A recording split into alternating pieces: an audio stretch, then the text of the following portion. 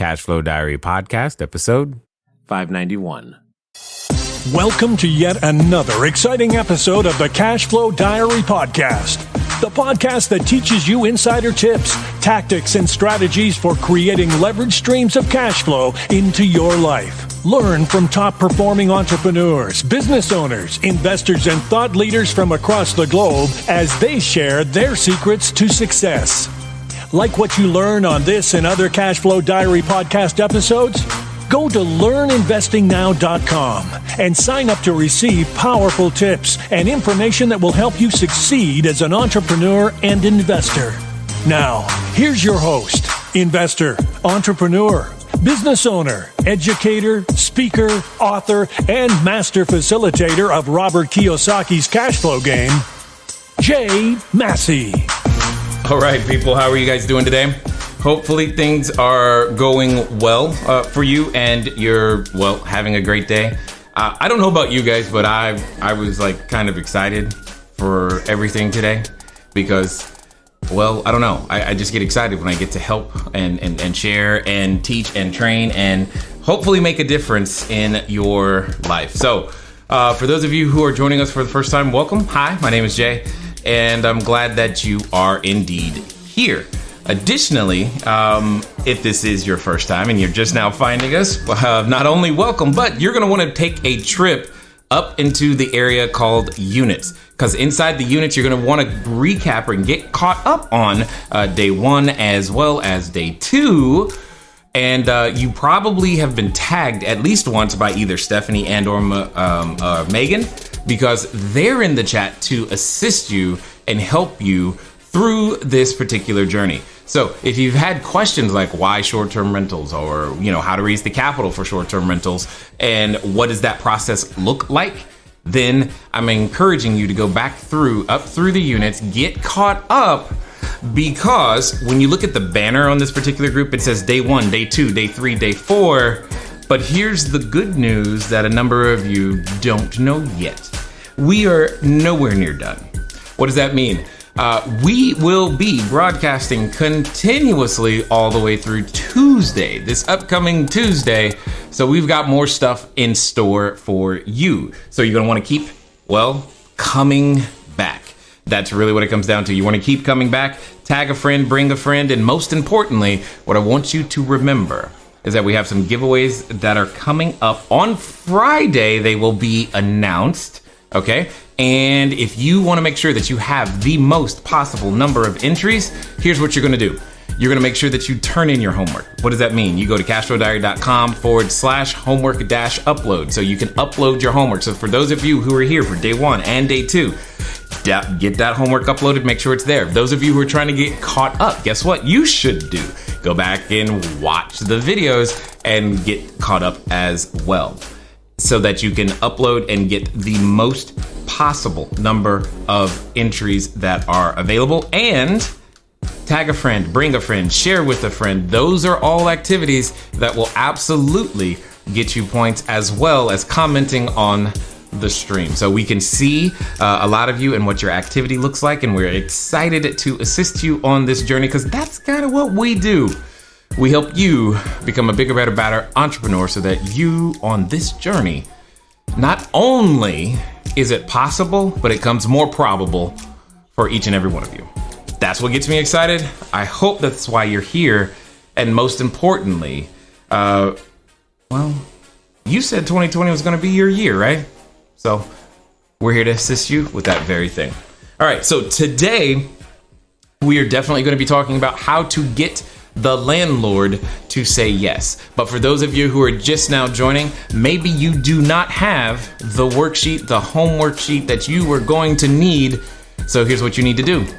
You need to type in the chat right now, short-term rentals rocks. And then what's going to happen is that's going to let Stephanie as well as Megan know that you're missing the worksheet for today. Because what's going to happen is that as we go through the content for today, I will make sure that you have all of the answers. Yes, this is an open book test, if you will. All you have to do is pay attention and just keep up. We will do our best to make sure that you have all of the answers. So again, if you don't have it, in the comments, type the word short-term rentals rocks and we'll make sure that you get it. With that being said, while you guys are doing that, I want to recap a little bit of what we did yesterday. Let me see. So I'm going back to yesterday. Yesterday was day 2. I want to see what some of the comments, what the takeaways were from yesterday. Let me go back. That's the homework page. That's the take. Oh, I don't see the post. Maybe I'm missing it. I think we forgot to post it. Well, that's weird and awkward. Oh, nope, there it is. I'm like, what? Okay. Nope, that's not it either. No, we actually didn't post it. That's interesting. So Megan or Stephanie, I'm talking to you guys directly. Maybe we did post it, but I don't see it inside the units where the takeaways were from yesterday. So I was looking for those. If you can point it out to me, help me find it, that'd be great. Or even better, for those of you who were here yesterday, do me a favor. In the chat, go ahead and tell me something that you learned that you did not expect to learn, or something that you were able to walk away with. Something that made a difference. Something that made you go, wow, I didn't know it was like that. Something that was a aha moment that you believe will give you an extra ability to go out there and, well, raise capital if you need it, or get your short-term rental done. Because ultimately, what it comes down to is, well, you probably are way more capable than you think. And that's really what it is. So I want to see some of those comments. Let me look for those right now. And what do we've got? Oh, I see a whole bunch of short-term rentals rocked. Oh, by the way, for those of you wondering, what is that below my head right there? That is a special calculator that we invented and created for you guys. Some people often ask me, hey, how much money can I earn, or how many is it going to take to do this, and blah, blah, blah, blah, blah. So what we've got there for you is a calculator. It just simply lets you know how many short-term rental units you need in order to be able to retire. So it's going to ask you a number of questions. You fill out the answers. At the end, it fits out a paragraph that tells you whether, you need 2 bedrooms or 3-bedroom houses, apartments, whatever. And it lets you know what you would need to do. Now, a lot of people, depending on the numbers that you put in, they're usually surprised that it's not as many as they would normally think. So go over to CashFlowDiary.com/how many units. And I think you will enjoy that experience as well. So let me see what we've got. Let me see. Let's get rid of that. Short term, I see Jody. There's a lot of people looking for the. There's a lot of people looking for how to start the conversation. Got it. Robin says that yesterday from when we were talking about getting short term or raising capital for your short term rentals, how to start the conversation was an important takeaway for her. So that's good. And let me see. I'm looking down here for more notes at my phone. See if they found that post for me. Don't see it yet. That's fine. And then let me see what else we've got. Susan says that she has to learn to listen more. Learning to listen more. Yes, because one of the challenges when you're trying to raise capital is you assume. You assume clearly no one would dare, want less than X percent, or no one would dare, I wouldn't do less than this, so why on earth would they do? And one of the unique things that you must understand is people do things for their reasons, not yours, and their reasons make sense to them, which is great. But when you don't know, when you are the one making an offer or have something that can help someone, if you don't find out what their reasons are, that's 100% on you, bud. And here's the cool thing. You can find out. There is a process to the conversation. And that's definitely part of what we're going to be talking about today as well. Let me see what else we've got as an aha from yesterday. David Manuel says, aha from yesterday. Short-term rental operators have at their disposal technology that traditional real estate world either doesn't know about or ignores. Right. There are things that you can do as a short-term rental operator that you would never consider, not even come close to doing if you were doing traditional real estate, which actually allows you to increase the amount of security. In fact, I would gather, I bet in a lot of cases, we know more about our people who stay 4 to 5 days than most landlords know about their people, especially during that first year, during that first lease term, before they, renew. But I bet, I'm willing to bet money that we know more, simply because we can, of all the things, the questions that we ask and the things people tell us. Sometimes you don't want to know, but hey, it is what it is. Let me see. What is this? I learned to expand my idea about what an investor looks like. Yes, Karen, this is so key. Thank you for bringing this up. And also that I don't need to have a formal presentation prepared to be able to secure money to start your short-term rental. Yes, because that can be a roadblock. Guys, I still cannot put together a PowerPoint or keynote presentation. That is something I still have somebody else do, because that I can't do that. But that does not, should not stop me or stop you. And because you believe it's necessary, it probably has. Because you believe investors look and feel and walk and talk or are hidden away in some secret corner, some moose lodge or something. I don't really know. You haven't opened your mouth. You don't know what you don't know. And if you don't ask, the answer is no. And what's the craziest thing is that you're walking right by investors each and every day. All right. So today, though, what we're going to talk about is making sure that giving you the process that has been very, very successful in terms of helping myself and our students put themselves in a position to transparently, openly, clearly work with many, many landlords across the world. Okay, and when I say across the world, I mean across the world. So for those of you who possibly are watching this on the replay, because right now it's midnight for you and you'll be getting up in the morning, welcome, thank you, love it. I always enjoy seeing your comments when I wake up in the morning. And at the same time, because we now have students in many, many, many countries all across the United States, I also say this. Yes, this works where you live, so long as you have the right to own or control property in your country. That's really what it comes down to in a lot of places. And I know some of you don't have that right, and I understand. But for those of you who do, let's go. We can help you. Because this has to do more with people than it does anything else, like anything else. Okay. So just like we did yesterday, I want to find out what you guys think. I want to know what you think. So a number of you who you're looking to get into the short-term rental world, or maybe you're trying to scale for more. Maybe you started with a property that you own and you're just realizing like, man, I would love to be able to have a whole lot more of these, but I can't buy as many properties as I like to operate. And you're trying to figure out how to make it grow, meaning you need to gain access to someone else's resource, i.e. their property.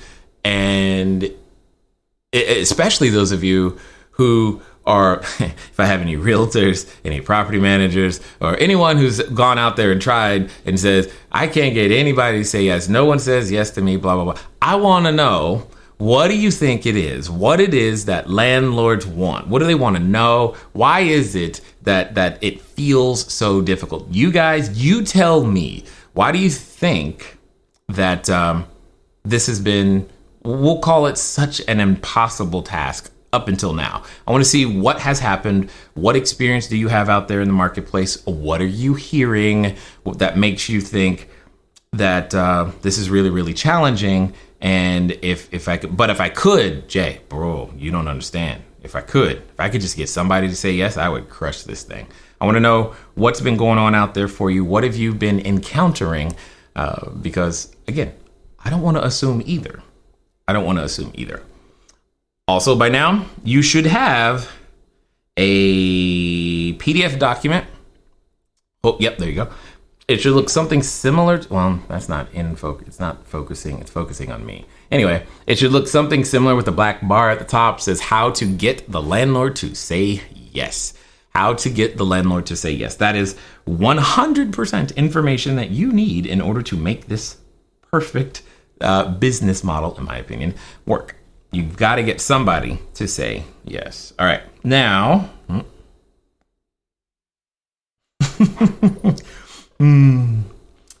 and so I'm pulling up. I have a newfound respect, by the way, for all of you who are teachers, because as I do this live, it's like, man, they got to do this every day. Anyway, it can be, yeah, exactly. It just can be challenging because you've got your worksheets, you got your answer keys, you got your people, you're trying to keep them engaged. You guys are rock stars. That's a whole nother story, but a whole nother story for another day. All right. So let me see what some of you have been encountering in terms of what's been going out there in the marketplace. Ooh, there we go. Yes, Robin, I agree. Become a pig. I see 3P. Thank you. Sent. Oh, we're still getting you the PDFs, it looks like. Happy third night. I'm here. Welcome back, Olympia. Glad to have you. Got it. All right, cool. So if you were here yesterday, this is going to sound, this first part is going to sound very, very similar to, it's just going to sound very, very similar because it's kind of the same, but a little bit different in that, as I said and continue to say, you and I, none of us do anything for any reason other than to solve a problem that we perceive. So hopefully that makes sense. So if you are the one offering solutions to problems, and you're doing so for compensation, congratulations, you're in business. Period. That's pretty much what we do. We take somebody else's problem as our own and offer them a solution so that they can, in theory, experience a better quality of life, right? That's what we do here at CashFlow Diary. That's what your business does as a short-term rental operator. You're offering a solution to a problem. So that means you, the operator, we, the entrepreneur, we must understand the pain or the problem that our potential customer is having, because if we don't, then, well, there's clearly no sale. If there's no pain, there's no sale. If there's no problem, there's no sale. If you don't uncover the problem and in such a way to help them be willing to admit and get help with their problem, there is also no sale. And then and only then do we have a chance at presenting ourselves as a solution. And this is the challenge right here. The challenge is most of us, because see, there's a part of what I'm going to tell you today, because some of you should, if you come here and you watch and you feel empowered, you feel like you know what you're doing, and you feel like, man, I got all the ammunition that I need. That's literally like what we do. So you should, okay? And you don't go out into the marketplace with that attitude, though. You're like, I'm right, you're not, I know. And that can be the problem. That is not effective relationship building, okay? You just can't do that. Well, rephrase. You can do it, you just probably won't find the success you're looking for. So hopefully that makes sense. But it doesn't mean you're wrong. It doesn't mean the business model doesn't work. It doesn't mean anything other than how you're currently approaching it could be a challenge. So, okay, got it. I see some people now commenting. So Danny says he's been having Danny Massamini? I don't know if I said that right, man. I'm sorry. A lack of owners with decent properties for rent. Okay. Yeah. Inventory quality can be a thing. Or it could be that it's possible, because I've seen this too, where people are being a little too picky. But I understand, Danny. I get that. Let me see. Where's CCCC? Well, what is this?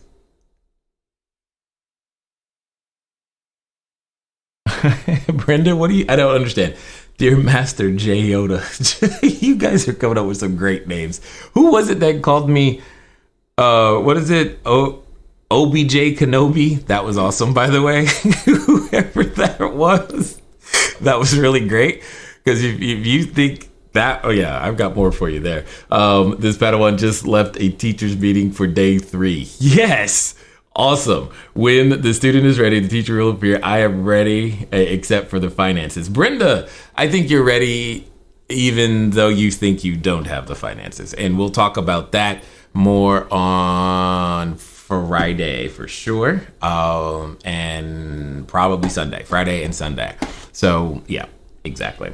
Oh my goodness. Let me see. I haven't been looking the last couple of months when I was able to secure units because they were bleeding with 15 empty units, and I look at 4 of them, they were overjoyed to have us come in. This is exactly my point. Okay, so what Robin's comment illustrates here, sorry, when you see me looking over here, I'm looking at that comments are on a screen over there that you can't even see. Her comment illustrates my point. When you and I, when we're in pain, most humans do not enjoy the feeling of pain. So we will seek relief. Okay. Also, most humans would prefer to avoid pain than necessarily seek pleasure. Meaning, when we're in pain, we'll do way more to get out of that pain than we often will do if our situation is okay and we're just going to go improve it. This is part of the challenge that we have here at CashFlow Diary, is that as we continue on this particular journey, many of you are going to see an opportunity for yourself if you haven't already. And then as we continue, we're going to invite you to join us, because that's what we do. Because we've helped you get started. Now let's keep going, right?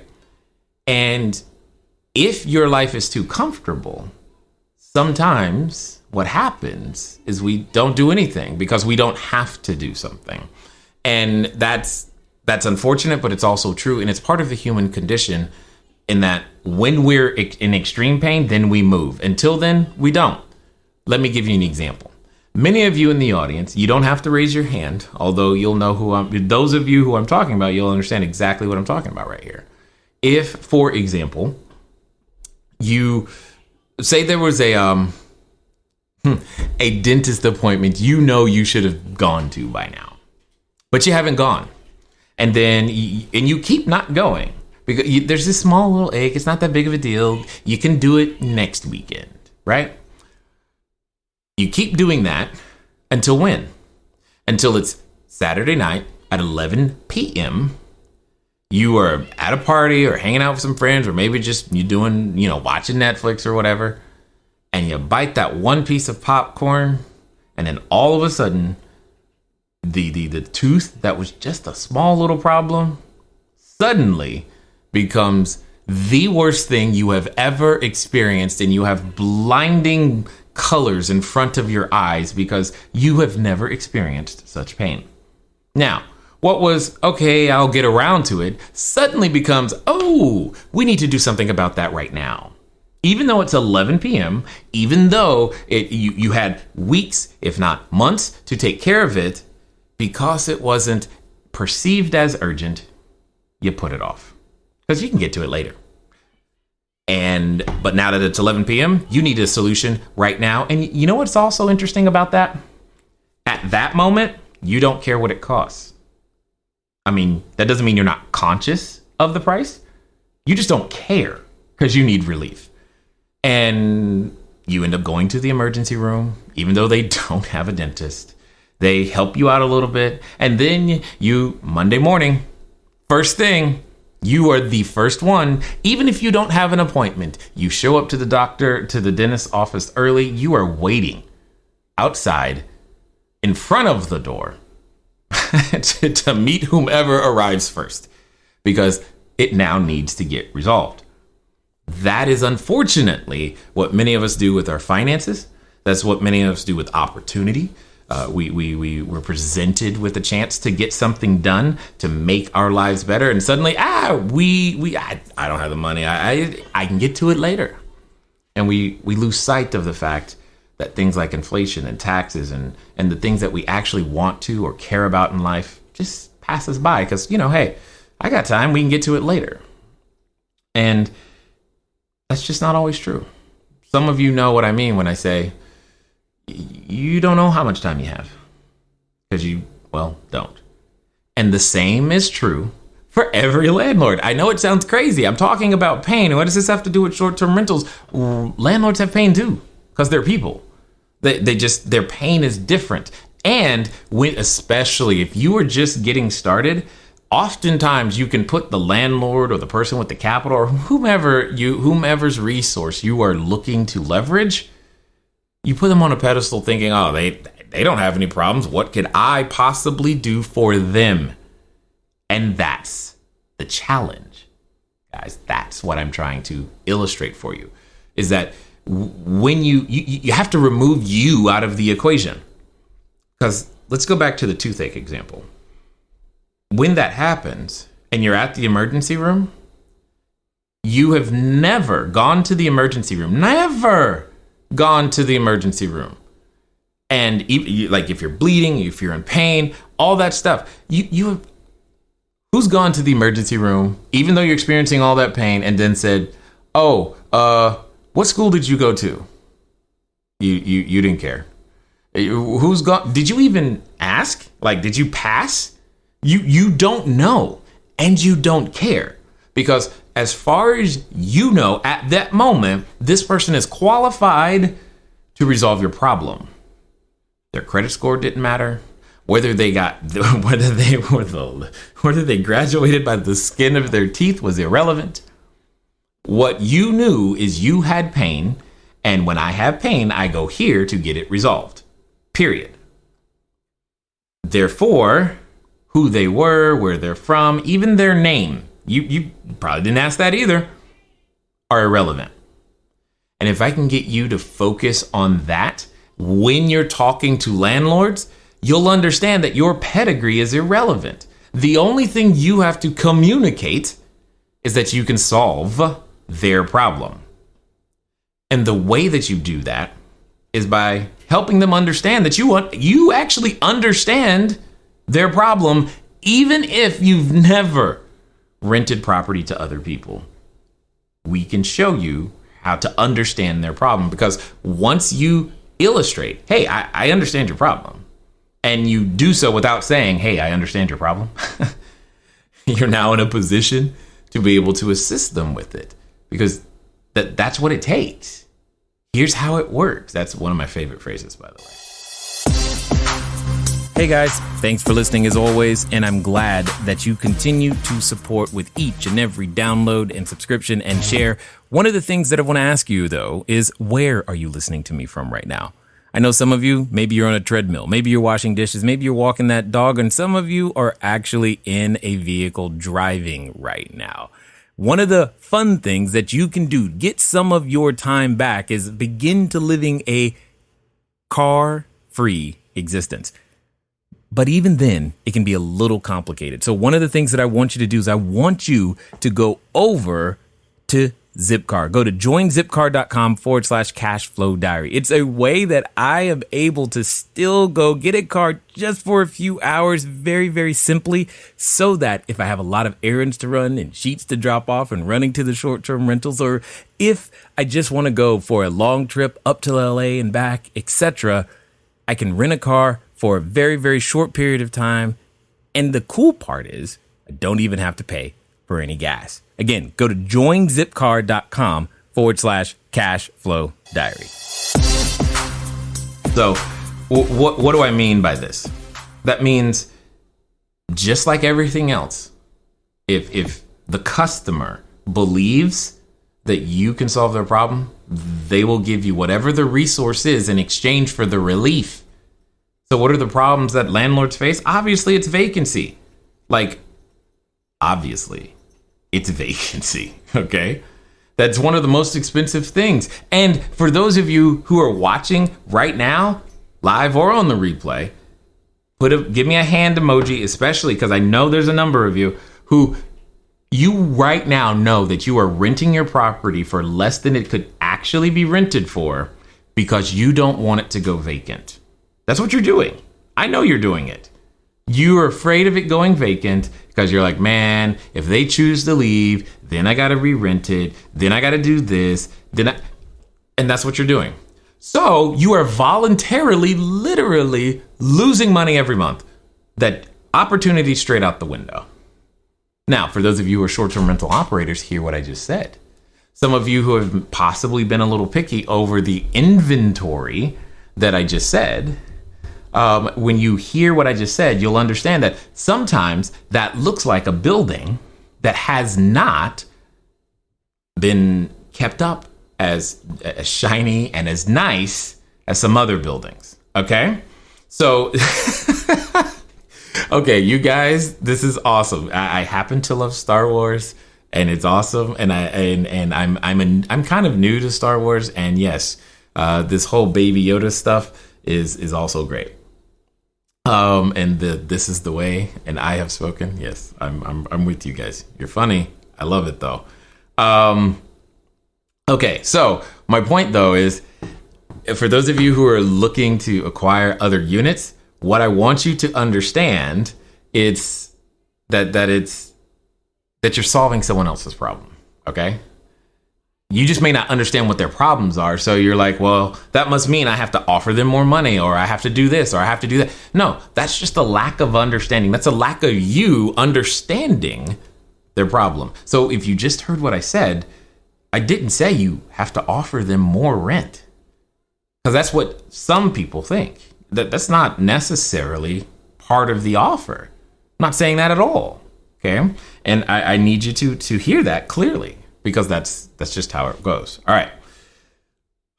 As you continue to get a better handle on the problem, what happens is they begin to go, okay, they have different questions at that point. They just have different, questions once they understand that you understand their problem. But that's your job. Your job is to help them understand that you understand their problem without them having to admit weakness, because you guys know we're human. We don't like to tell people, here's my problem. Here's where I'm weak. Here's what you could help me with. Now, yes, would it be more efficient if they volunteered that, if we just had those type of transparent conversations? 100%. And I'm here to tell you that's not how it works. So you've got to get them to admit that they have a problem in some way, shape, or form. Right? You've got to make it easy for them to go, okay, this person knows what they're talking about. They can help me. I can trust them. Let me share. Okay. Now, with that, I give you some more information so that you can just understand. For example, this will be a fun little test. For those of you, for everyone, I want to see so this should get the chat going a lot. Right now, what do you think the average length of stay? The average length. How long, on average, does someone who's using a short-term rental stay at a short-term rental per reservation? What is that length of time? Now, we're not going to break it down by season because it does change. We're just going to say over that entire 12 months. Okay, so that way we'll include all the seasons, all the stuff. What is that length of time? What is the average length of time the customer stays at a short-term rental? So what I want you to do is just put a number in the chat. Whatever number you believe it might be, that would be great. Because I'm kind of curious to see if anybody gets this right. So, and I'm going to tell you why this matters. And most importantly, why it matters to the landlord. And obviously why it matters to you. But why it matters to the landlord. So, and that's because there's a number of things connected to that number that allows us as short-term rental operators to have a very strategic advantage, especially when you have a landlord who's been under renting the property for a long time. But see, if you don't know this, it's kind of hard to communicate the problem. Now, I see lots of answers go scrolling over here, so I'm kind of curious to see what it says. Okay, so what is this? Let's see. I've got Brenda says 2 nights to 3 days. Robin says 3 to 5 days. David Patrick says 4.5 days. Ahmed says 3 days. We have multiple Brendas today. Excellent. 3 days. Shelly says 5 days. David is honest. He's like, dude, I don't know. 4 days. I like it. Oh, LaShawn says 3. Brian says 5 days, probably low. Okay. Marion says 3 to 4. Average 5. Interesting. I'm fine. Why? Where's this cap at 5 days? No one's going higher than that. I find that interesting. 4 days. Sarah says 5. Excellent. Okay, got it. At this particular moment in time, it's approximately 5.6 days. Okay, so many of you were really, really, really close. 5.6 days. And why does that matter? Here's why that matters. Because every 5.6 days, let's just call it every 6 days. Every 6 days, meaning 5 times a month. 5. You know what happens? You got to clean the place. That place has to get cleaned. And it has to get cleaned from top to bottom because, see, think about the last time you went to stay somewhere. Some of you took a black light and disinfect. I mean, you and that's fine. But all of us want it to be clean.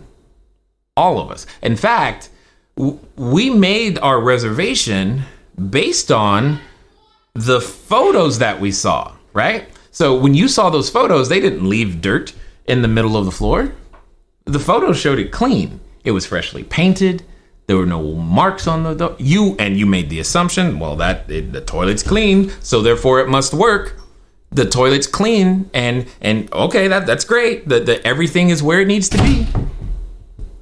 You made that assumption. I'm not saying it was right. I'm not even saying it was wrong. I'm just saying these are all the assumptions that were made based upon the photo, which means when your guest arrives, they expect the same. Period. They expect the same. Not only do they expect the same, also know very rarely have you ever looked up the hotel or neighborhood where the hotel was, and if you did, it's because you were near a convention center and you were trying to just make sure it was close enough to what you were going to go do, so that, do I need a car? Can I walk? You didn't care what the outside of the building looked like. Was not even a concern at all. Do they have a gym? Maybe. Some of you, do they have a pool? Okay. But ultimately, you want it clean. So now let's think about the traditional landlord. Why would that be a benefit? Well, it's rather simple. When is the last time, Mr. Landlord, your property, your unit, the unit your tenant is in, the one that you are afraid to raise the rent on, when is the last time they cleaned the bathroom, or that vent in the bathroom, or the top of that refrigerator, or the top of the ceiling fan? See, that's just a simple question. And I'm not even talking about the gross stuff that happens, right? Those of you with property, you understand what I'm talking about. And more importantly, just when's the last time you did that at your own house? Okay? And if you did do it recently, do you do it every 6 days? My suspicion is the answer is not really. No. Well, would you like your property cleaned every 6 days? Because that's what we're going to do. Really? Yeah. Every 6 days. Just think about that.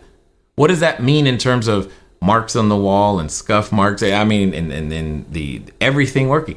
It means that when it comes down to it, we're going to make sure it gets cleaned all the time. like all the time, right? Because you have no choice. Yeah, that's how I'm going to say that. If you're going to do this business, you don't have a choice. You will clean that place every 5.6 days or more, because in some seasons the length of stay gets shorter, so you clean it more frequently. That's going to happen. But that's a benefit to the landlord. And it's not something that they're considering or thinking about. And they don't think about it until it's time to get rid of that tenant that they don't want to get rid of. They dread, I got another 30-day notice. Yeah. Yeah, because they know. They know. Okay. So the other thing that you should know is that oftentimes when traveling, just ask yourself, most people when traveling, they didn't decide to travel. Okay? They didn't decide to travel just to hang out or spend time.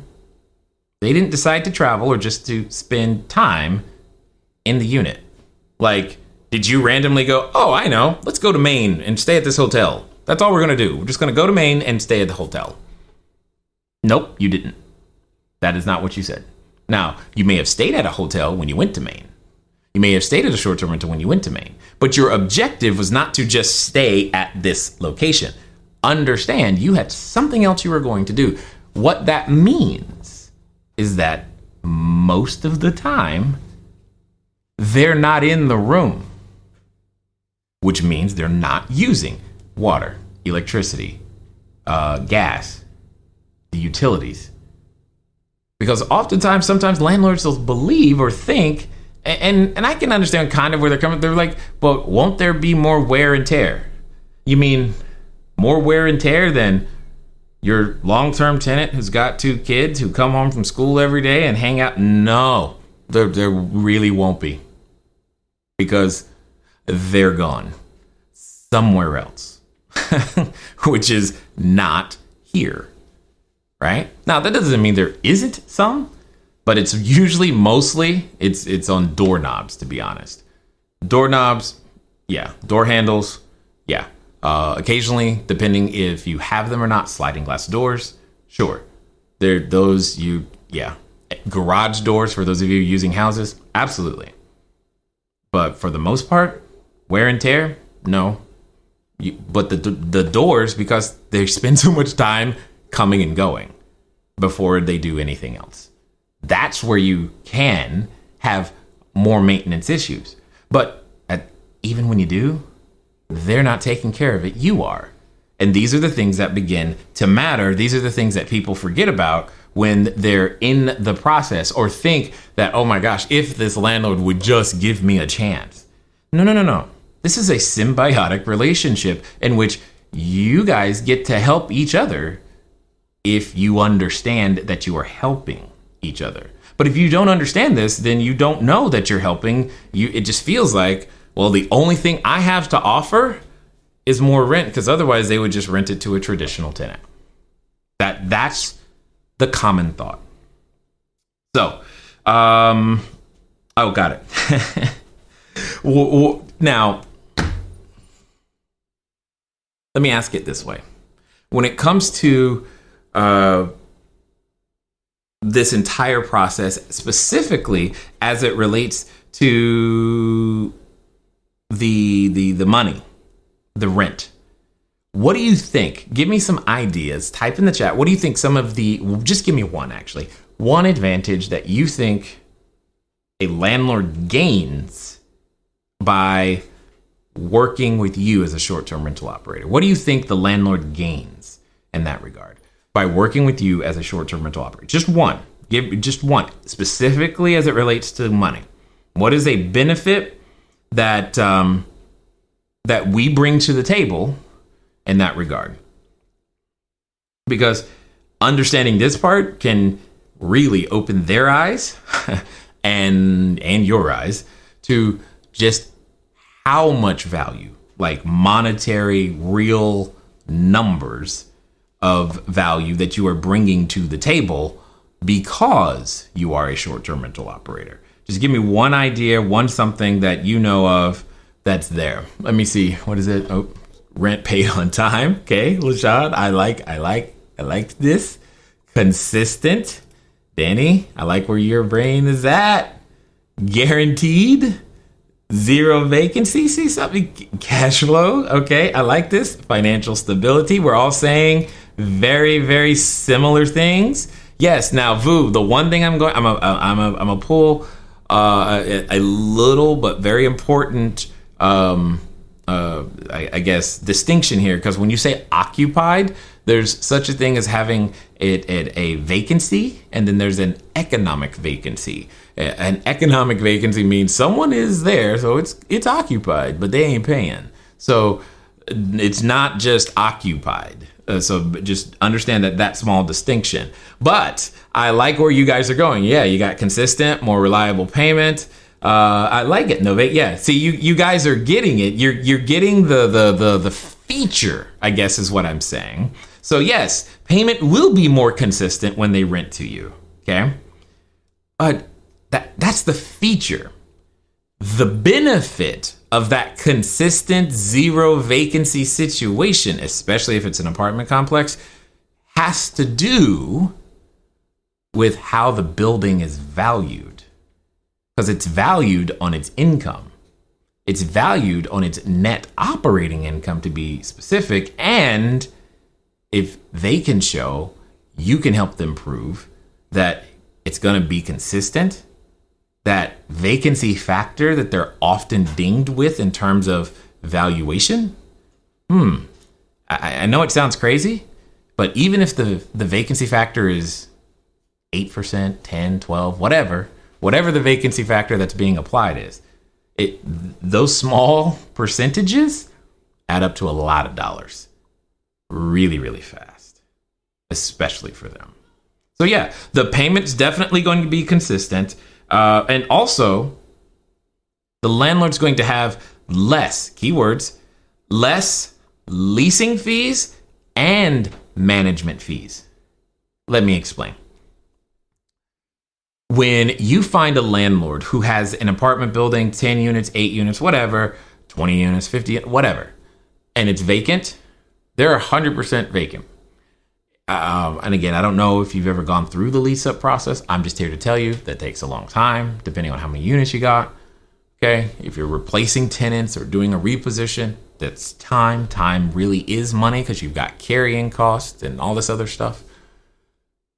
But even if we just focus on the fact that you've got all of these vacant units, you're going to usually pay somebody to fill that unit, right? Which is a fee. There's a fee associated with that. And when you have multiple units that are vacant, you're going to be paying that fee for a while because you've got multiple units vacant. So for the sake of argument, let's just pretend that the leasing fee alone is only $200. 10 unit building, 100% vacant, that's $2,000. You come along and say, hey, I'd love to take all 10 units. You know what just happened? You saved them $2,000. That's what just happened in that particular situation. That's $2,000 that they were planning on paying that they now don't have to pay. Period.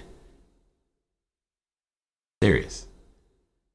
And you save them the cost of vacancy. See, much like fruit or bananas, right? You can't just buy bananas and leave them on the counter because they go bad. The same is true here. The inventory for a landlord, the inventory for a short-term rental operator is time. See, you can't get that back. Many of you understand what I mean. You can't get it back. So every day they go vacant. So even if they go the traditional route, not only are they paying the leasing fee, they're paying that incremental number every day in rent. It's gone. It's not coming to them. Said another way, every minute, they're literally throwing money out the window. Now, see, I'm painting a completely different picture that you may not have thought about. But it's because of this. These are the reasons. These are the things that they are dealing with. After they're talking to you, they're still dealing with their vacancy. They're still dealing with the potential leasing commissions. They're still dealing with that. And we haven't even gotten to the management fees that are also in addition to everything else that we're talking about. That doesn't have anything to do with the rehab and replacing the carpet and all of the other stuff that happens when you own the property. By the way, this is another one of those reasons why I want you to start out leasing them before you go to buy them. Remember, phase 1, lease. Phase 2, lease 30. Phase 3, buy whatever you want. That's how this works. And you're in a better position because your cash flow is completely different. And you didn't have to incur these leasing and managerial expenses without understanding that they were coming. You were prepared for them. You can be prepared for them completely differently. And you just have to have a 12-month risk versus a 30-year mortgage. That's what we're talking about. Now, what's also interesting is that another thing that landlords don't always consider is the insurance that they ask their tenants to carry. Obviously, many landlords ask their tenants to carry insurance. Now, they ask, that doesn't mean they do, but they ask. Okay, so let's start with that. And because you are a short-term rental operator, you better have insurance. It's like not an option, okay, to not have insurance. So now they can be assured insurance is in place. Furthermore, if the tenant that they're traditionally renting to does have insurance, I can guarantee you it's the least amount necessary. It's never $1 million per policy. So let me say this differently. What we will often do is if I'm in one building, even if we have 5, 6, 8, 10, 12 units, whatever it is, each individual unit will have its own policy for $1 million each occurrence. And Mr. Landlord, should something happen, we add you to our insurance. So now what did I just say? I just said, all of those concerns, because you're concerned about, well, what if somebody breaks something, someone's going to come and sue me. And I just said, well, the good news is you will have $1 million of prepaid legal. That's really how I look at insurance policies in a lot of ways, because if you can get an insurance policy on the hook, quote unquote, for $1 million, that's always cheaper than having to try to defend something later. So it's like, cool, can I get 2 million then? That's really how it functionally works, because they're going to defend their $1 million and their attorneys are better than yours, promise. So if you end up in that situation because maybe someone slipped and fell or what have you, we're all covered. Again, that's assuming you as a landlord are wanting to deal with a professional operator. See, if you begin to look at the case of just understanding that I'm putting forth, it's suddenly like, wow, I don't know that I want to rent to a traditional tenant because they don't come with these benefits. They don't come with helping me with vacancy, because a traditional tenant, they only really want one unit. They can only live in one spot. That's it. That's all they're doing, right? That insurance it's wonderful, but they're not concerned about covering you, Mr. Landlord. They'll cover their personal possessions. Okay? So these are things that if you don't know, well, you don't know. And you're like, why would they rent to me? Totally understood. So when you do this, you begin to help them understand that there's just more to it than what they may have seen on CNN, CBS, and NBC, etc. Okay? What does that mean? That means you've got to get good at helping them listen beyond what they think. Because unfortunately, there's a lot of prejudice out there regarding the short-term rental business model at the moment. Can't hide from it. It's kind of there. Now, keep paying attention, What I'm going to do is, as we go, I'm going to make sure that you have a script on how to deal with all of this. Okay? So one of the other things to also understand is, I believe David mentioned this earlier. He was talking about there's technology out there that we have access to that traditional landlords just don't even think about, don't consider, don't know. And he's true. It's 100% right. What does that mean? That means that with a short-term rental operator in your building, you're going to have increased security. That means cameras in some cases, only on the outside. None of that funny stuff. Okay. But it also means that we can protect the inside of your building better than you could. Because, landlords, you know this has happened, where you've had a tenant leave the water on, leaves gas on, leaves something on, and it then damages your property. Well, we because we're running a short-term rental operation, we've got to monitor things. And because we know this, well, guess what? Having electronic Wi-Fi enabled leak detectors makes a huge difference, even especially if you're dealing with older housing stock, right? Because that plumbing can be totally shot. But you'll have the information. Even better if that same device is automatically connected to the police and or fire department. Because now the likelihood of that being left on all weekend while your tenant goes off to Disneyland can't happen. It just can't happen. Period. We can protect their property better than they can. Better than their tenant. Better than they can or do. And we do. We know exactly what's going on. We know how many times the door's been opened. We know who opened the door. We know the level of noise that is coming out of the unit with timestamps. If I really, really want to, I can tell you how many cell phones are in a particular unit and even what websites they've gone to. I just know everything, guys. Everything. Now, some of you, I just freaked out. Totally understood. Others of you, you just felt a little bit more peaceful. Totally understand.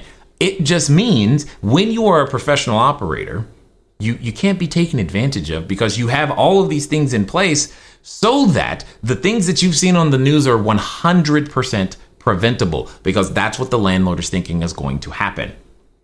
They don't know what they don't know. And if you don't tell them, they still don't know. So guess what they say? No. And that's part of the challenge. Okay.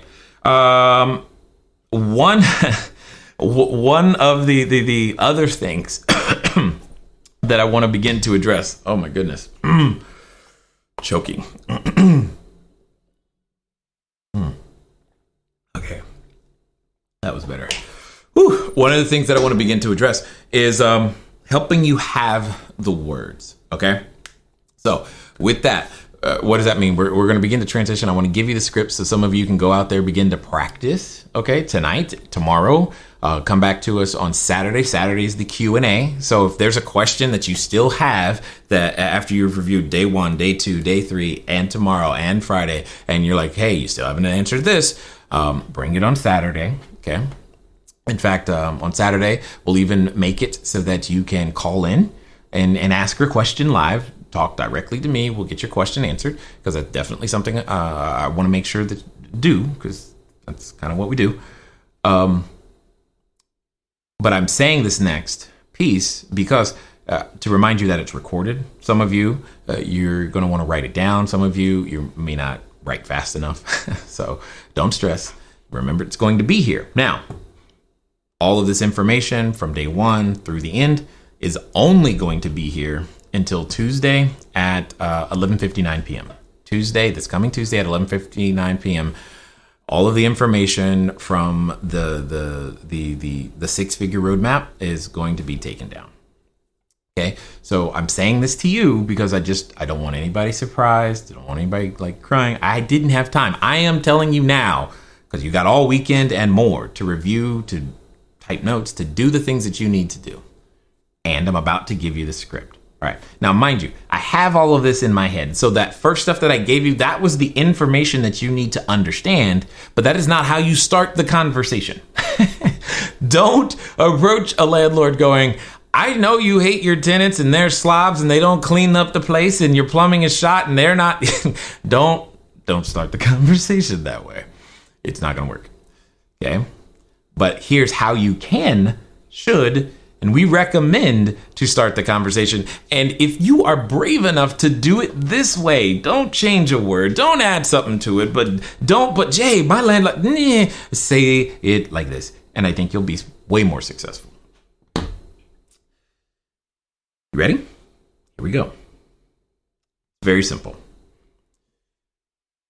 Hi, my name is Jay. My company and I are looking to lease a number of properties in the area. And I was wondering if you're the right person to talk to about this. That's how the conversation should start. That conversation clearly can start on the phone. There's nothing wrong with that. I have no problem with that conversation starting on the phone. All right. Now let me say it again for those of you who are trying to write it down. Hi, my name is Jay. My company and I are looking to lease a number of properties in the area. Are you the right person to talk to about that? That's it. Now, remember from yesterday and earlier today when I said what you think you know can be a problem? In fact, what you don't know has, and always will hurt you. I want you to understand that even if you believe the person you're talking to is the owner of the property, the script still starts with, hi, my name is Jay. My company and I are looking to lease a number of properties in the area. And we're wondering if you're the right person to talk to about that. Even if you believe they're the owner, those are still the words you start with. Please hear me clearly. Let me tell you why, though. See, when you say, hi, my name is Jay, what's interesting is I didn't withhold any information. I haven't given you much, but I didn't withhold any information. Because, see, when you start a conversation, and if you're not someone, if you can't put that other person at ease, or if they think of something during the conversation where they feel like they've finally given you too much information and they don't have it, you now are in a negative situation.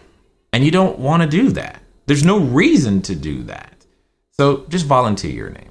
I haven't withheld anything. Because, see, some of you've had those conversations where you were talking and then all of a sudden you realize, hey, wait. I'm sorry. What was your name again? Because you just remembered all of a sudden you felt like an unequal balance of sharing. And then suddenly you go, oh, wait a minute. You don't want to create that situation. So avoid it. Hi, my name is Jay. Very simple. Now, obviously, put in your name, not mine. Then the next words are my company and I. Also intentional. My company and I are looking to lease a number of properties. Very intentional. My company and I, because yes, we do recommend strongly that you use an entity. Which entity? That's for a conversation for you and your attorney. We honestly don't really care. Whatever your attorney says to use that.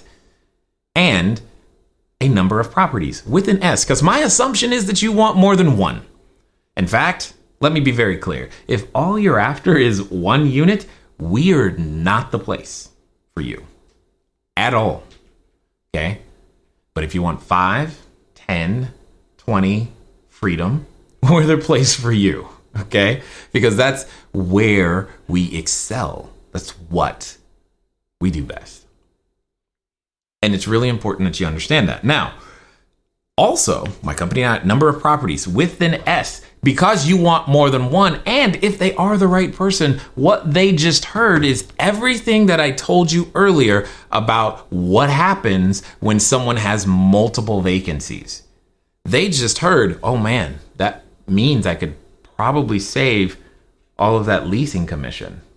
That means I could save that rent and time. That's what's going on in the back of their mind when you say that. You don't say that, those things aren't happening, right? And we're also saying my company because we want to begin to plant the seed that not only is this going to be different, But when it comes time to get to the actual lease, they won't be like suddenly surprised that you want to use a corporate lease or that you have a corporation or an entity or whatever your attorney has said to put on the lease. That it won't be a surprise. But it's also not important right now. So understand, this may be your first LLC. You may not even have one yet. It's not important right now. You don't need to, there's no need to go there. Okay? Are you the right person to talk to about that? I haven't assumed that they are. I haven't assumed that they're not.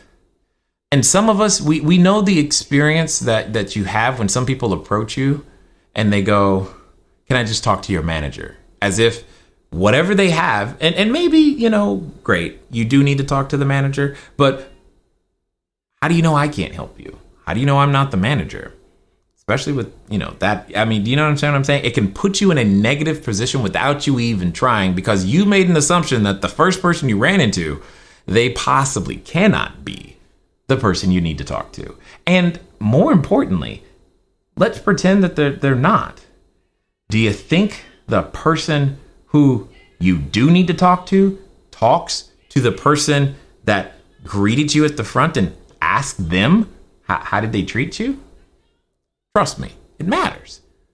Now, by simply saying, are you the right person to talk to about that? That person whom you're talking to may have never considered themselves as potentially one of the people that could own the building.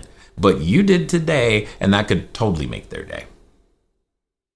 You didn't say they were, you didn't say they weren't, but you left it open. It gave a possibility that they may not have ever considered, and you may have been the first one, and definitely the nicest one, to talk to them all day.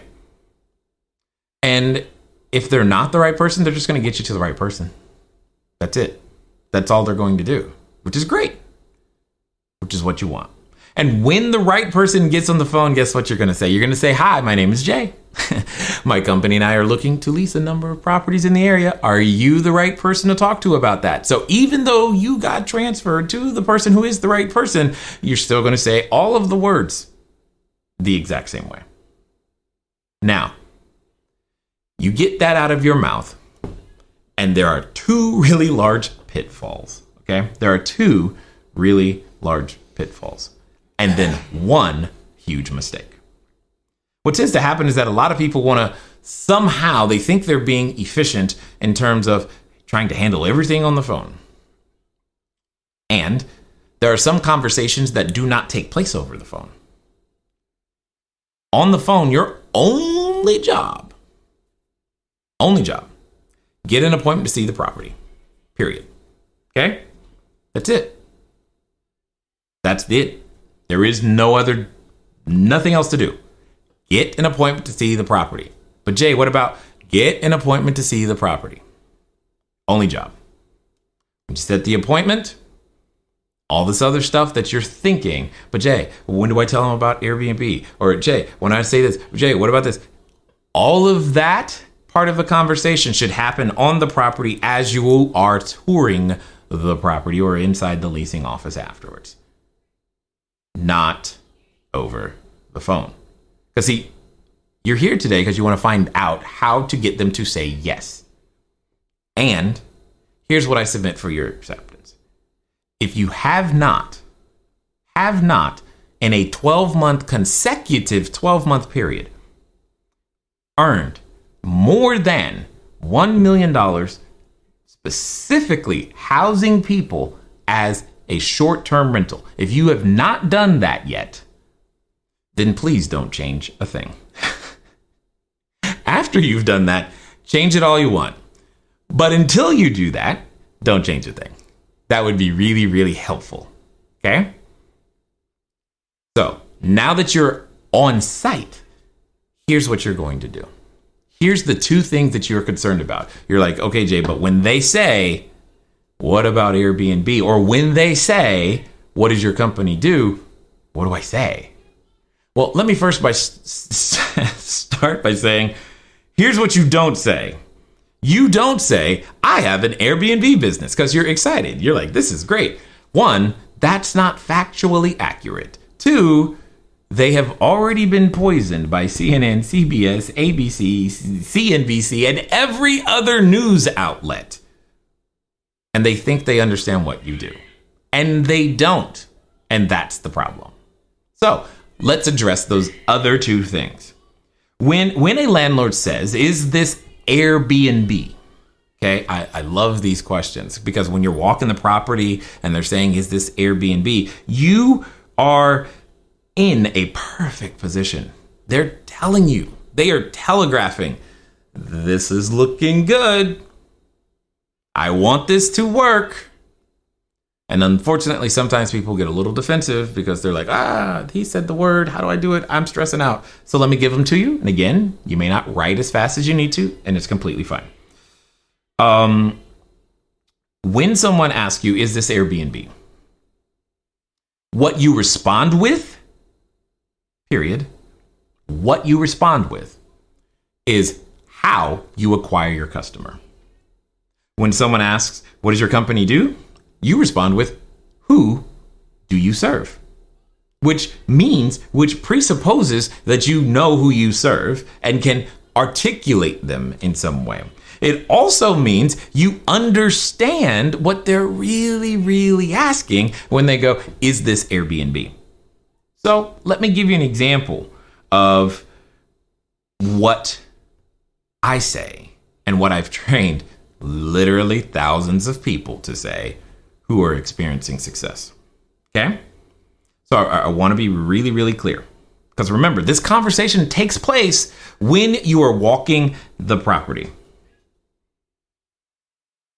When someone asks me, is this Airbnb? Now, remember what I've always said. Things like what you don't know can, has, and always will hurt you. Why are they asking that question?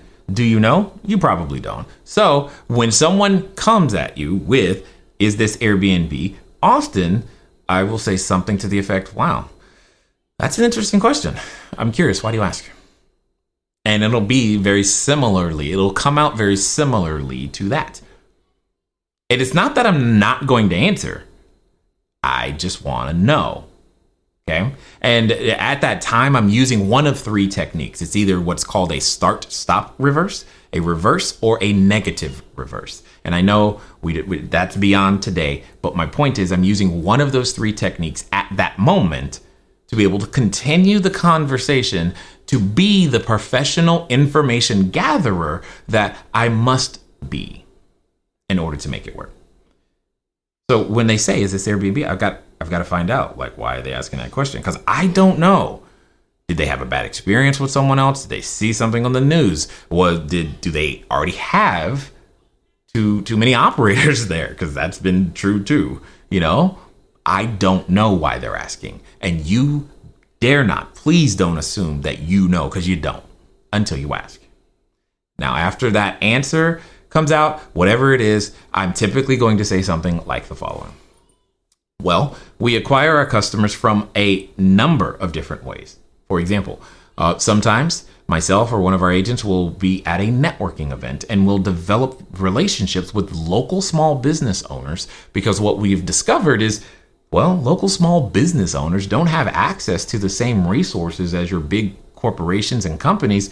And sometimes if they still have needs for travel, either for training their managers, or they're opening a new location, or maybe it's a startup, and taking the time to find a permanent place to reside, that is not usually the highest and best use of a CEO's time. So what we do is we partner with quality landlords, much like yourself, to find and arrange housing so that when they come here, they can stay focused on what it is that they've come to do, as opposed to trying to find the perfect and appropriate place to stay, because they typically want to just take care of that later, or they're not even going to be here but more than 5 or 6 days, and they just don't want all of the inconvenience of a hotel, sometimes simply because they just want to cook their food themselves. And for landlords like yourself, we like hanging out and providing this housing because you guys provide clean, safe, affordable housing, and it just works for everybody. throughout the entire value chain. Now, also though, like every other business that I am aware of, at least today, we use a number of online methods to be able to acquire our locations as well. So sometimes we'll use our own website. Sometimes we will use other marketplaces that you may be familiar with, like Booking.com, HomeAway, Travelocity, Airbnb, and many others. However, regardless of how we acquire the customer, one of the things that we do is, well, you may not know this, but we're about to make a very significant investment in your units.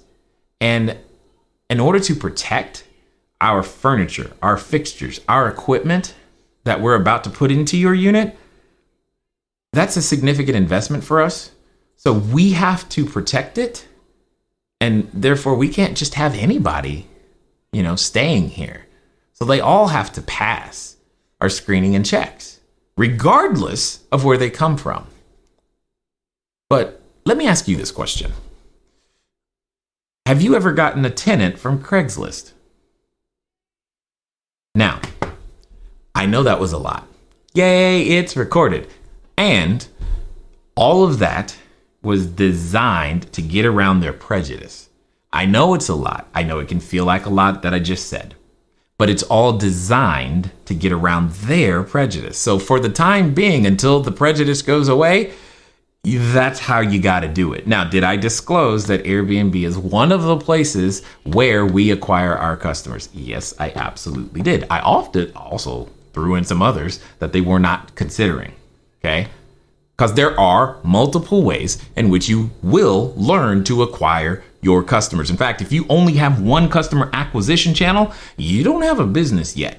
And that's a problem. You have a single point of failure and your business is weak. Period. Therefore, you must learn to develop multiple ways of acquiring your customer. You must learn that. You're the operator. That's your job. Best Buy does not have one TV manufacturer, one TV supplier. You are the retail store.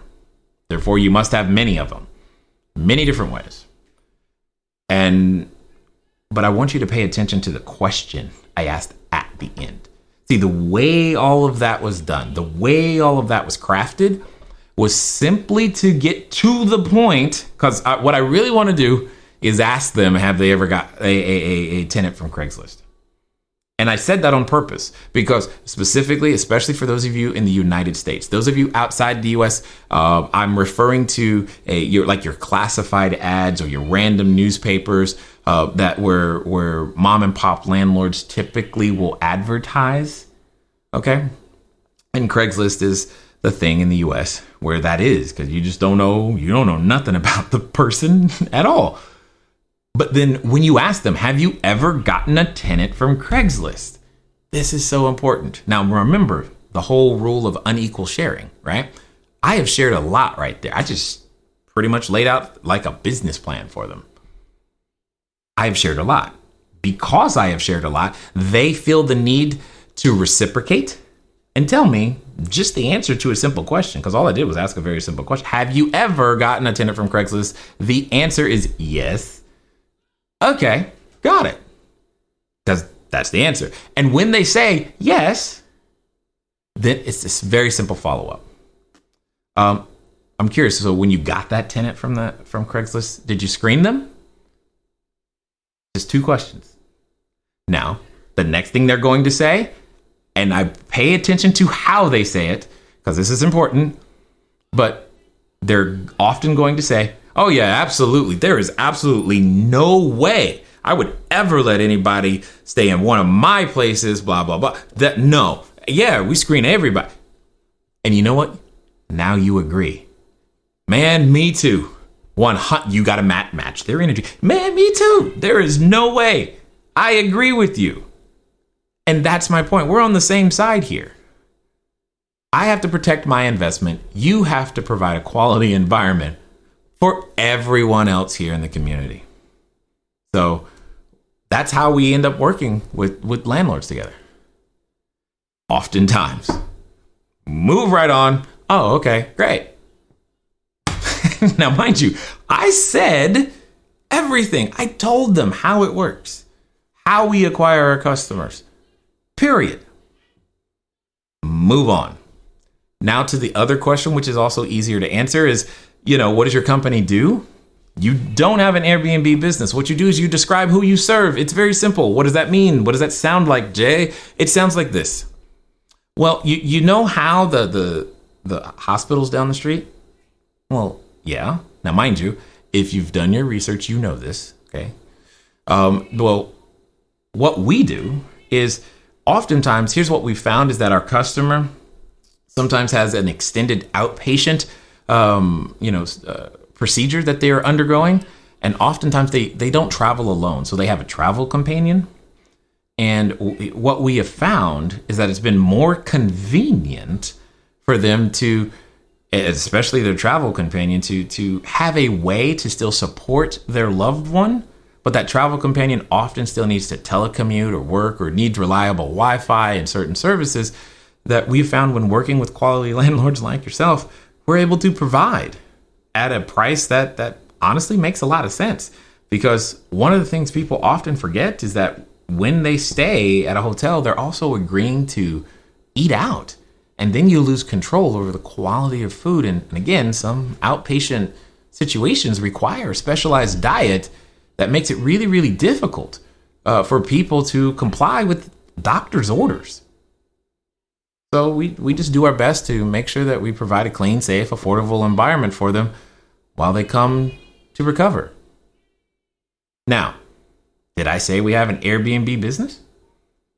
No, that's where I get my customer from. But did I describe what my company does? I did. I absolutely did. Because that is the situation. See, in my world, we tend to focus on 3 different customer types. We've identified 45, but we focus on 3. For us, we like medical travelers, we like the business traveler, and families traveling with small kids. I can describe any one of those 3 demographics and psychographics any way you want me to make it make sense for you to go, oh, okay, that makes sense, because you know that the hospital's right there. I know the hospital's right there. What you don't know is you don't know that I know that the hospital is right there. And to make sure you don't think that I just stayed up late one night, spent $29.95 and decided to suddenly try to get rich off of you, I need to demonstrate my competency. I need to demonstrate that I can solve your problem. And that's what I'm doing. By answering those questions the way that I've laid them out, that's exactly what happens for you. And if you don't do that, if you try to skip, if you try to do it on the phone, if you try to do it some other way, it doesn't work as well at all. It just doesn't. Okay. Now, what I want you to understand is, because this part of the conversation is happening on the property in and of itself, what you should be spending time doing is qualifying the property, not being disqualified by managers. And that's typically what I see. Most people are spending time being disqualified by managers. Now, what I want to do is I want to take some time to answer any more of the questions. However, I also want to remind everybody that we have more stuff for you tomorrow. Also at, what's tomorrow? Yeah, tomorrow at 4. We'll be back, obviously, on Friday as well. And we'll be changing the banner so that you can see the times and get your weekend planned properly. Come hang out with us, because some of the things that we're going to do, we're going to introduce you to some of the people who we've been working with and some of the success that they've had, because I think it's important that you meet them, because at the end of the day, it's great for you, Jay, but have you changed anybody's life? Good question. Very valid. And the answer is yes, but don't. You won't have to take my word for it. So we'll definitely want to make sure that we do that for you. And also on Saturdays, for sure, if there's somehow a question that we haven't covered that you want answered, then make sure that you're here. But most importantly with that, make sure you've completed and turned in the homework. Okay, so don't forget that, because on Friday we'll be announcing what some of the prizes are, so that people can be really, really excited for having completed the homework and put that there. And then obviously you've probably picked up on it by now, especially if you have been here the prior 2 days. The homework is simply what was that one? I'm just after one. What was that one? Like, oh, that's what I've been doing, or oh, that's what I should do in order to make this work. What was that aha moment that you're like, oh, cool, you just unlocked everything for me. That was the unlock I needed. Thanks, Jay. Cool, you're welcome. Awesome, congrats. And I just ask you to use it, please, because it's gonna help. And at the end of the day, that's what we do here at CashFlow Diaries. We help people demystify how they can create value in the marketplace so that they can go out there and become a bigger, better, badder entrepreneur. With that being said, let me get to some of these questions and see what we have. Woo! I see some. What in the world? Sam, that's pretty. He says he likes it. I don't even know what he's referring to, but he likes it. So I'll take it, and that works for me. That 100% works for me. Let me see. I'm looking for, let's see, what is this? David says, note to self, change it from my name is Jay to my name is David. Yes, exactly. Most of the time, it is not often that I will say, do it this way, only this way. Please do not deviate from this. There are certain words sometimes that are said in a conversation where you unknowingly actually create the objection. And you don't even realize you're doing it, which is why during those sections, I gave you the words. So, and good news, it's recorded. Now, it's only going to be there till Tuesday, so can't dilly-dally. You got to get it. But that's why I gave you the words. So there can be no muss, no fuss. It's either you said these words in this order or you did not. It's that simple. And when you say the words in that order and you keep the objective simple, get the appointment, get off the phone, it makes it easy. Okay. It just makes it easier. Although what's also funny now, because this is starting to happen, at least out here in the local market, and again, it's not a bad thing at all. I've had property managers come up to me and say, one of your students called me. I love it because it tells me that you guys are out there getting it done. And they tell me, they're like, yeah, one of your students called me. I was like, oh, good, awesome. Because in some cases, they've been through our stuff. They understand what you guys do. So it's actually an advantage. Now, just imagine if you had made up your own words instead of them going, one of Jay's students called. They're like, who is this person? And why haven't they listened to Jay? Hey, it's possible. Not saying, but I'm just saying it's possible. So yes, my name is Jay. Put your name there, whatever that might be. Oh, yes, Robin, exactly. She's got it for you right here. So quick screenshot. Hi, my name, and she left a little blank. My company and I are looking to lease a number of properties in the area. Are you the right person to talk to about that? Very simple. Very, very simple. I love it. All right. So what does it say? Jay, does it matter how you dress when you get the appointment with the landlord? Does it matter? It only matters, Karen, if you are not your most confident. What you see me wearing right now, jeans and a t-shirt, is how I show up. How I am right now.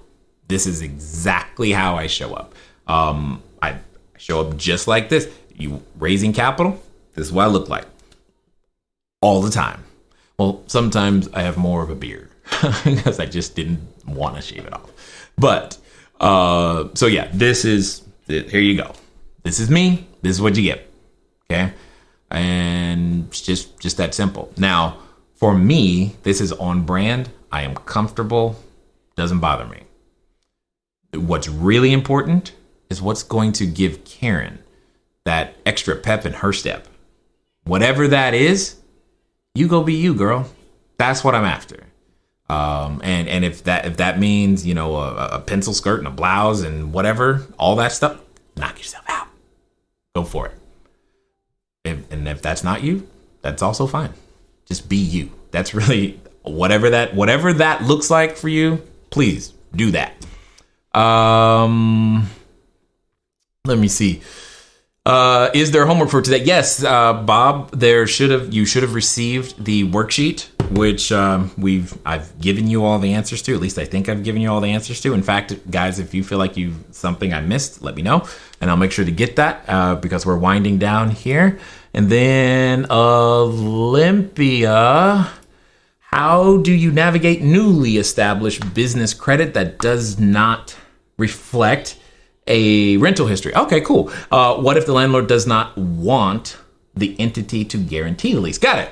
Totally understood. Perfect question and answer. Number one, your highest probability of success is found with a landlord who is or a building that is owner controlled. So these are not your REITs. These are not your fancy buildings, etc. Okay. So typically I have found that when you're dealing with the REITs, that's when you start getting questions like, what's your DUNS number and what's this and what's that? Now, just because they're asking those things, it doesn't mean you are out of the park or you can't make it happen, because it is very hyper company / landlord dependent. There are a number of landlords out there, because again, remember, the problem is vacancy, or at least one of many, where they don't really care that you don't have the history. Feel free to tell them, that's fine. But just because you don't have it doesn't mean you're out the game. You've made that assumption until you ask, and unless you ask, the answer is always no. So don't make the assumption, follow the process, and then find out, oh, okay, well, no problem. And then if the landlord doesn't want the entity to guarantee the lease, this is also fine. Because I have done this for sure. Now, you're definitely going to want to talk to your legal counsel, because I'm not that. But there have been situations in which the entity is still on the lease, but we offer a personal guarantee. Also fine.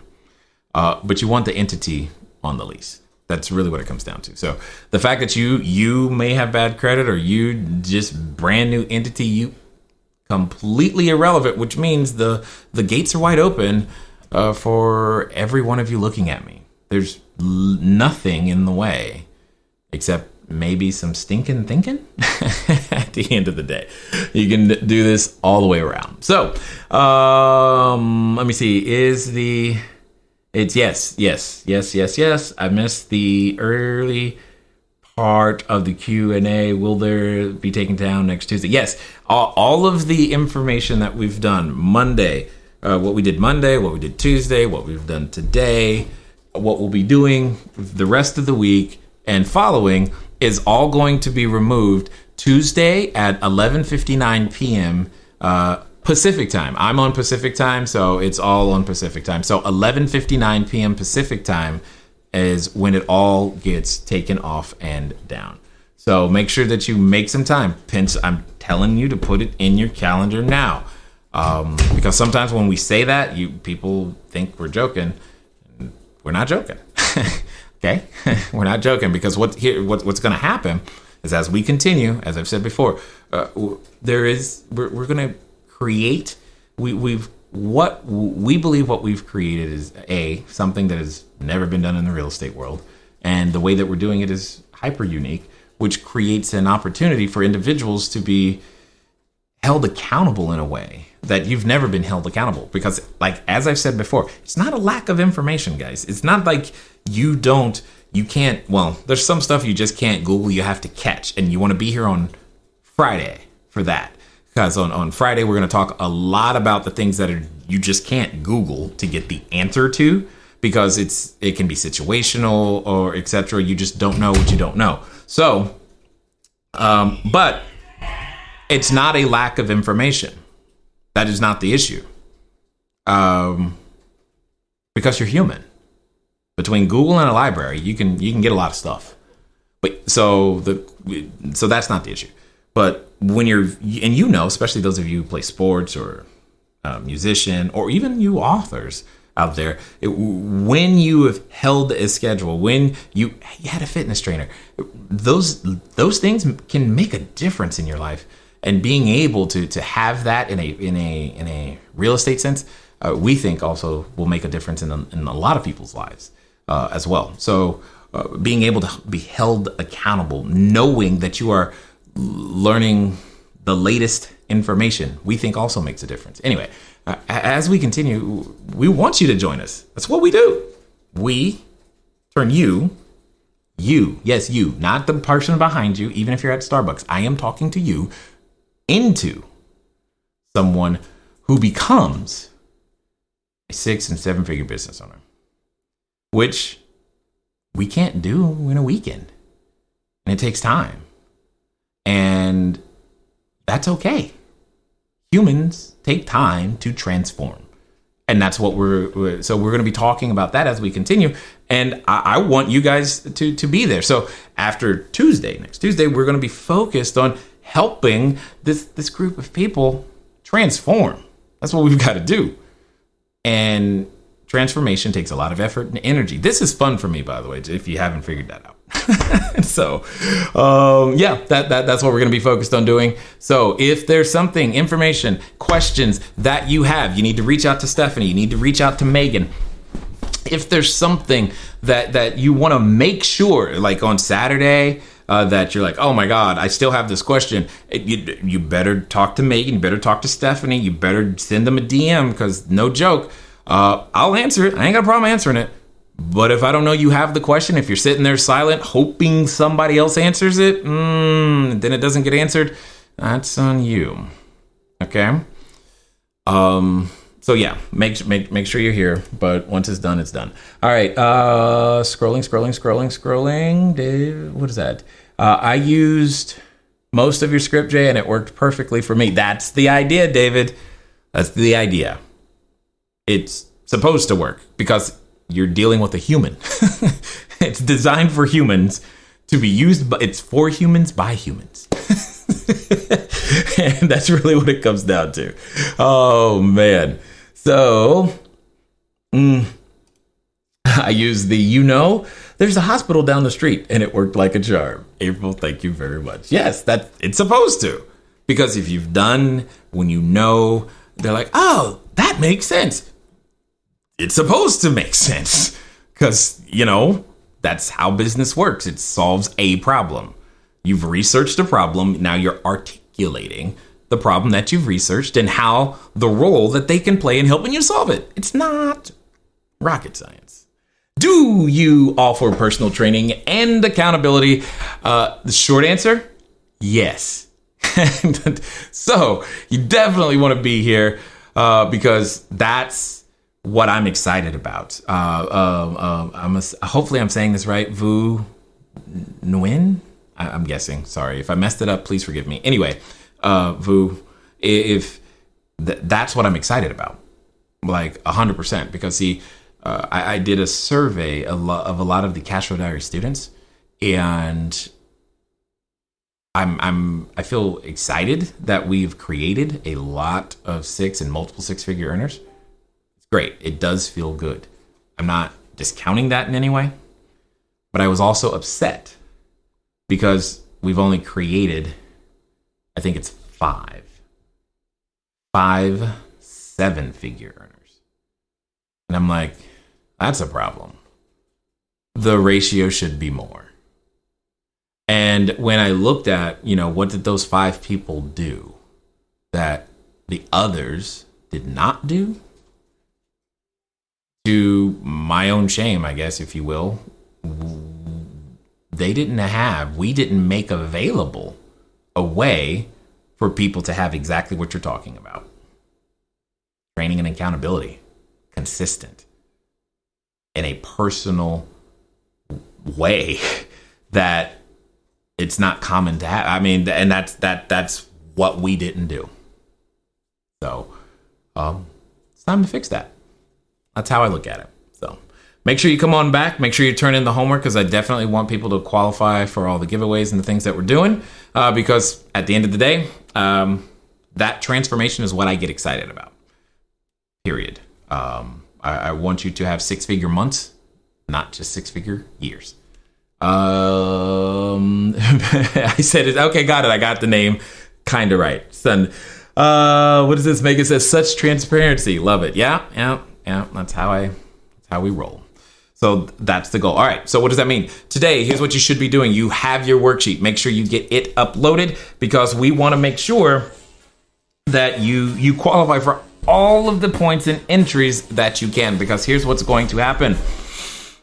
You're going to be here on Friday, or you're going to be watching the replay on Friday or Saturday, and you're going to hear all this great stuff that has happened for people. And you're going to want to win something because you've sat here. And it's always fun to win something, even if it's something you can buy. Do you know? Because I remember like my first pool cue that I ever got. It's not that I couldn't buy one. It was just more special because I won it. Anyway, so you definitely want to make sure that you're commenting. Make sure that you've commented on every one of the videos. Make sure that you have commented on the homework. When we ask you, hey, what did you take away? Tell us, because it makes a difference. And make sure that you tag a friend, bring a friend, tell a buddy, something, because you know you have a circle of friends and y'all been talking. I'm like, girl, one day we just gonna hit the lottery or something, right? Something just gotta happen. Well, I'm here to tell you very clearly, the track record says to me that you found it. We have a lot of people we want to introduce you to who have found their first 5, 6, and 7 figures here. We'll show you how. And that's what I get excited to do, to be very transparent about it. It means more to me that you go out there and make it happen than even the fact that even this year we added it was 26.2 or something, like 26.2% more units to our own business. We doubled the number of bedrooms we have in service. That's great. That's exciting. But for most of you, you didn't even know that happened. And it's because it's just not that important. What I get more excited about is the people who earn their first 6 figures for the first time. I get excited by my friends who are approaching $750,000 and have barely been doing this for 2 years. I get excited for our students who, within 45 days, find themselves operationally profitable. Like, do you understand how rare that is?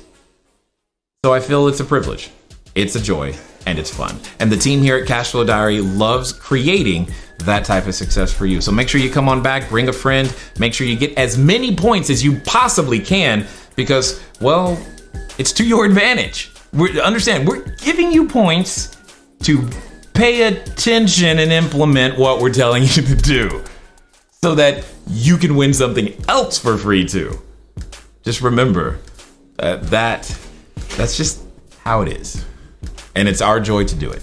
Thank you for being here. Thank you for paying attention. We look forward to seeing you tomorrow. It's been fun talking to you guys today. I look forward to talking to you soon. Until next time.